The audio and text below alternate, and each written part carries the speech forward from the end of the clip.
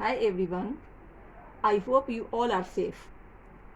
Before this video, I have explained you chapter Profit, Loss and Discount. If you have not seen it, I will give link in my description. Either you can visit my channel Rising Academy. If you have to score 100% marks in your exam, you should watch my videos and practice with the methods which I include in my videos. So let's start. So today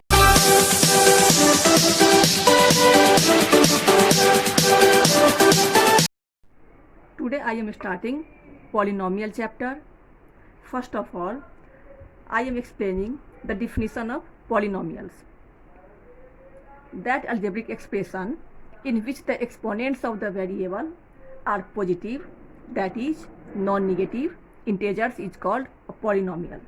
अब इसे आप हिंदी में आप ऐसे समझ सकते हैं कि ऐसा अलजेब्रिक एक्सप्रेशन जिसका एक्सपोनेंट्स पॉजिटिव हो या उसे हम नॉन निगेटिव भी बोल सकते हैं, वो उसे हम पॉलिनोमियल में काउंट करते हैं.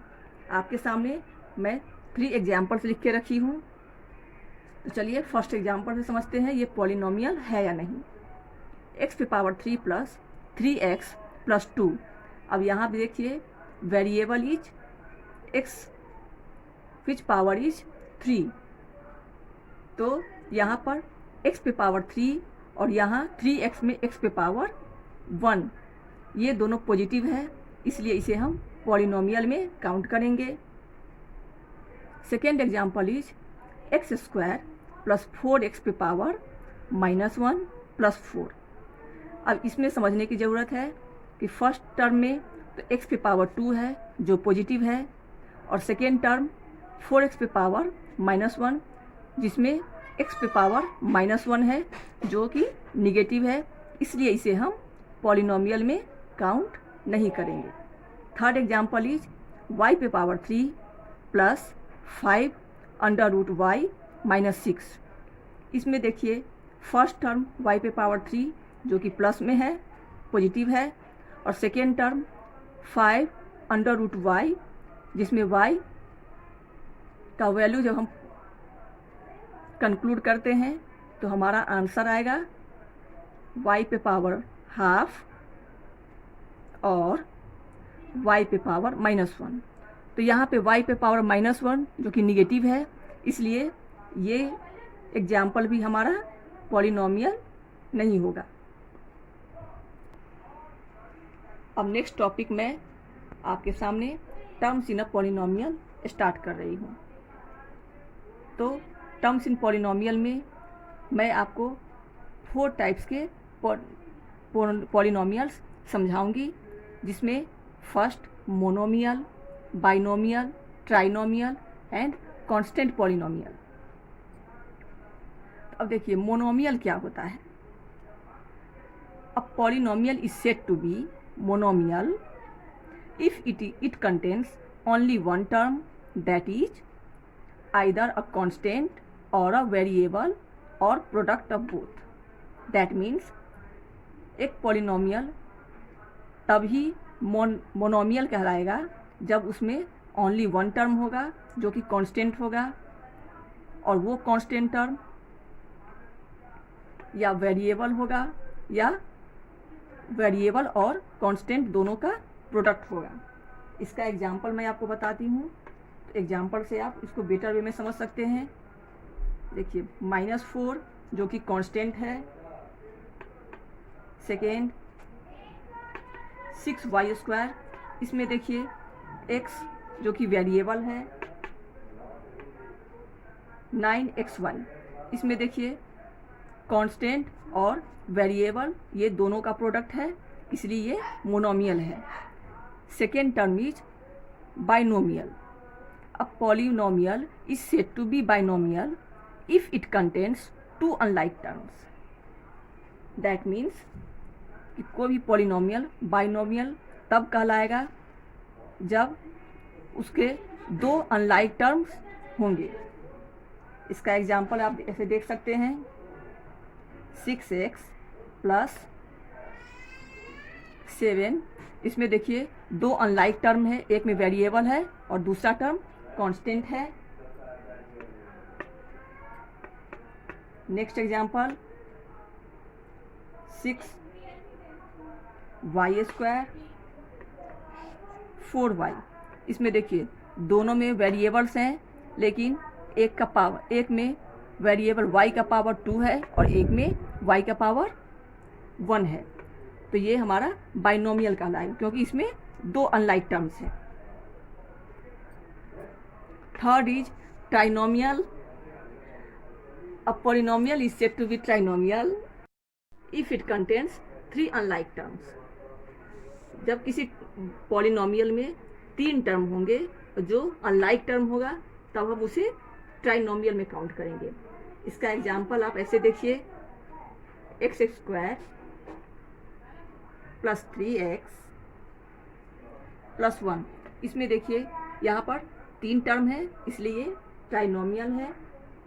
नेक्स्ट एग्जाम्पल एक और मैं आपको बताती हूँ, 4x - 6y² + 7xy। इसमें भी 3 टर्म्स हैं इसलिए ये ट्राइनोमियल के अंतर्गत आएगा। Next is constant polynomial. A polynomial is said to be constant polynomial which contains only one constant term। जब किसी पॉलिनोमियल में कांस्टेंट और ओनली वन टर्म होगा तो उसे हम कांस्टेंट पॉलिनोमियल कहते हैं। इसका एग्जाम्पल आप देखिए, जैसे -5, 3, 2 etc।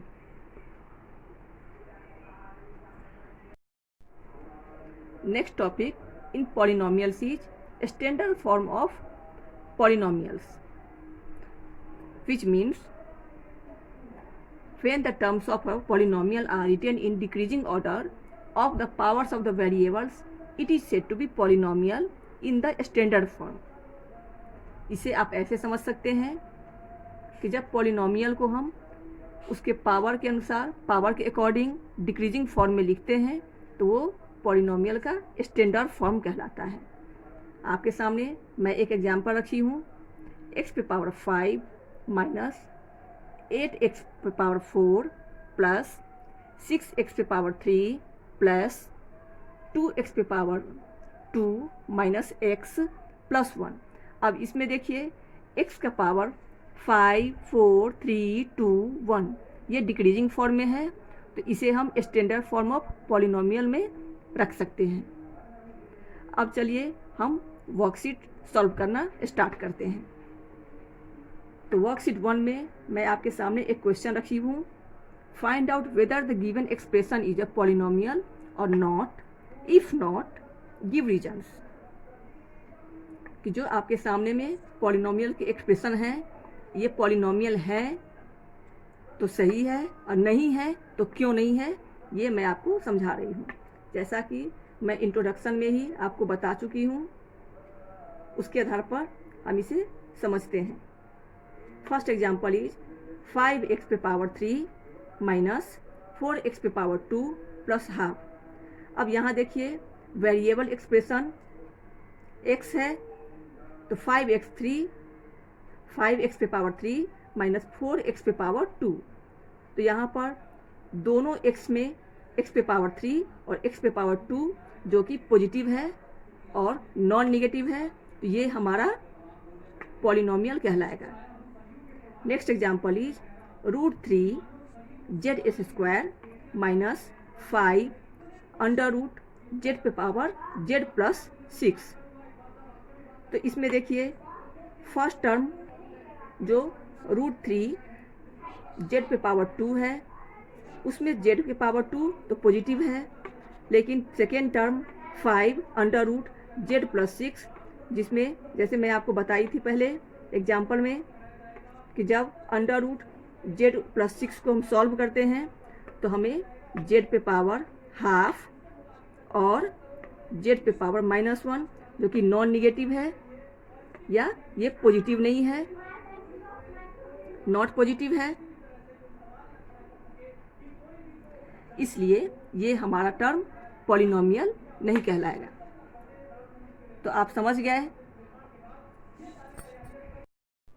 तो फर्स्ट क्वेश्चन है p पे पावर 6 माइनस 8p पे पावर 9 प्लस p पे पावर 7 प्लस 5।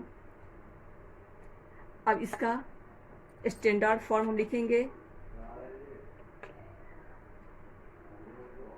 स्टैंडर्ड फॉर्म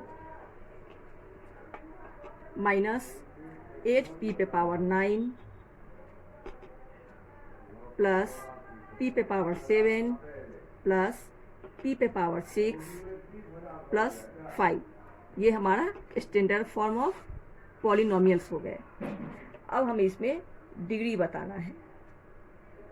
तो डिग्री इक्वल टू हो जाएगा माइनस 8p पे power 9। Second question is x plus 2/3 into x plus 3/4। अब इसमें स्टैंडर्ड फॉर्म बताने से पहले हम इसे सॉल्व करेंगे। तो चलिए पहले सॉल्व करते हैं। X square plus 3/4x plus 2/3x plus 6/12।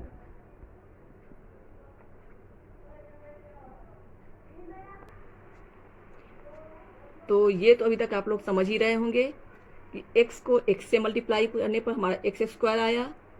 फिर हम x को जब 3/4 से मल्टीप्लाई करेंगे तो 3/4x प्लस 2/3 से हम x को मल्टीप्लाई करेंगे 2/3x प्लस 2/3 को 3/4 से मल्टीप्लाई करने पे हमारा आ गया 6/12। Next step is x square plus अब 3/4x प्लस 2/3x को हम ऐड करेंगे। तो ऐड करने के लिए हम 3 और 4 का एलसीएम लेंगे तो हमारा आएगा 12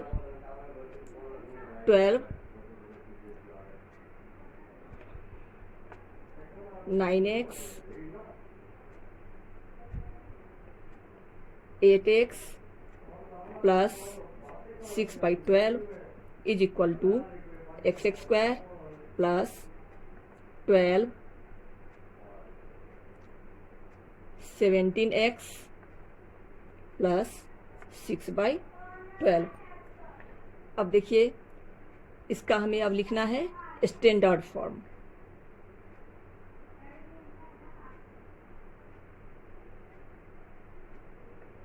standard form equal to x square plus 17/12x plus 6/12। अब इसका डिग्री बताएंगे हम। डिग्री इक्वल टू हो जाएगा x square. That means degree में हम वही पावर लिखेंगे जो मैक्सिमम होगा।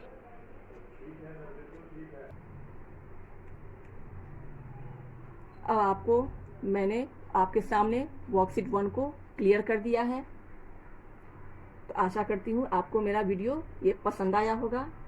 Please subscribe my channel for your best future with maths. Do not forget to like, comment and share my video. Bye bye.